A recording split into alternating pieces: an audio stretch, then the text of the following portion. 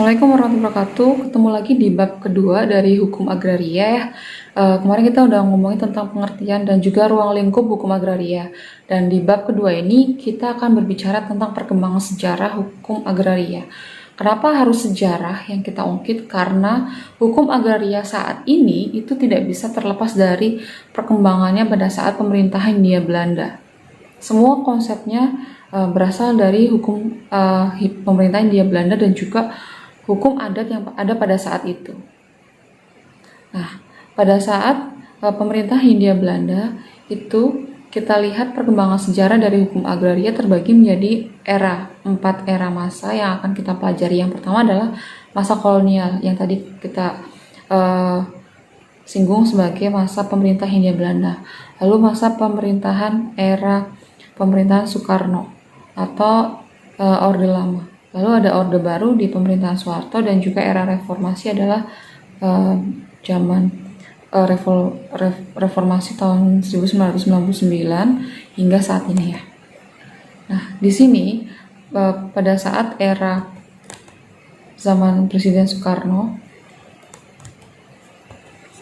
itu hukum pertanahan memiliki sifat nasional, yaitu sebagai syarat formil dan juga material.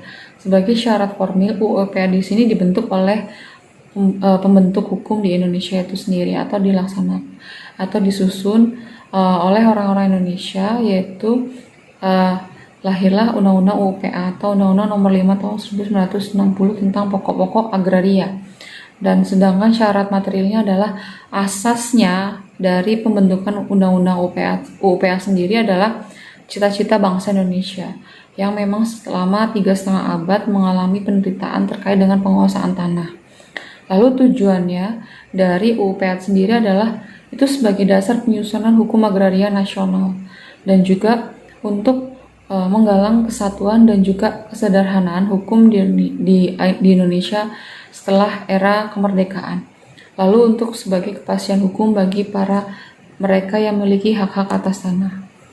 Nah, kita kembali ke masa kolonial. Nah, masa kolonial terbagi beberapa masa kepemimpinan. Yang pertama adalah masa VOC. VOC di sini terjadi pada tahun 1602 hingga 1799. Di sini, peraturan di bidang tanah digunakan untuk menindas rakyat miskin atau pribumi.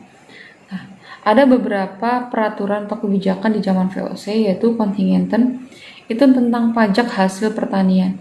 Jadi petani di sini tidak hanya memiliki tugas menanam tanaman, tapi dia juga harus membayar sebuah pajak kepada pemerintah atau penguasa kolonial. Lalu ada Verlinsde Lefrentin, yaitu seorang raja itu wajib menyerahkan seluruh hasil pertaniannya dengan ketentuan pembayaran secara sepihak. Jadi nggak cuma rakyat, raja juga dipungut upeti oleh pemerintah kolonial. Lalu Lorenstein itu adalah kerja rodi bagi mereka rakyat yang tidak memiliki tanah. Jadi diganti dengan tenaga mereka. Lalu pemerintah pada Gubernur Herman William Dendels atau kita sebut sebagai Gubernur Dendels tahun 1808 dan juga 1819. Nah, di sini memiliki beberapa kebijakan ya. Yang pertama adalah menjual tanah-tanah rakyat Indonesia kepada orang-orang Cina, Arab maupun bangsa Belanda. Nah, atau kita sebut sebagai tanah partikelir yang memiliki hak tadi penguasaan atas pajak, atas pasar, atas pemerintahan setempat.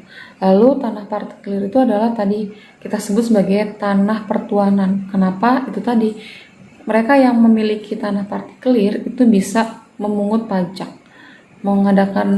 membuat sebuah pasar. Dia memilih seorang pemimpin di daerah tersebut. Nah, lalu yang kedua adalah masa Gubernur Thomas Stanford Raffles. Di sini terjadi di tahun 1816 dan juga 1811 dan juga 1816 ya. Ada kebijakan yang paling terkenal dari Thomas Stanford Raffles itu adalah domain teori. Jadi semua tanah itu merupakan milik raja dan penduduk yang mengerjakan tanah tersebut dianggap sebagai penyewa dengan kewajiban menyerahkan uang sewa atau hasil pertanian atau tenaganya tanpa dibayar. Jadi teori tersebut itu ditetapkan sebagai pajak tanah atau land rent. Masa kolonial Johannes van den Bosch itu juga terkenal sekali dengan kebijakannya, yaitu kultur stelsel atau tanam paksa di tahun 1830. Ya, itu mengharuskan seorang pemilik tanah itu untuk menanami 1/5 dari tanah yang ditanam tersebut yang ditetapkan oleh pemerintah Hindia Belanda, seperti kopi, nila, tebu, tembakau, dan lain sebagainya. Komoditi yang dapat dijual mahal di negara Eropa pada saat itu. Lalu masa berlaku agrariswet tahun 1870. Di sini memberikan sebuah legitimasi kepada negara atau sebagai penguasa tanah yang terlantar dan belum digarap. Lalu yang kedua adalah memberi dasar kewenangan negara untuk melepaskan hak penguasaannya atas tanah-tanah tersebut dan memberikan penguasaan perkebunan ERPA dalam 75 tahun. Lalu memberikan kesempatan pribumi untuk menguasai tanah menjadi tanah eigendom. Masa Orde Lama dipimpin oleh Presiden Soekarno.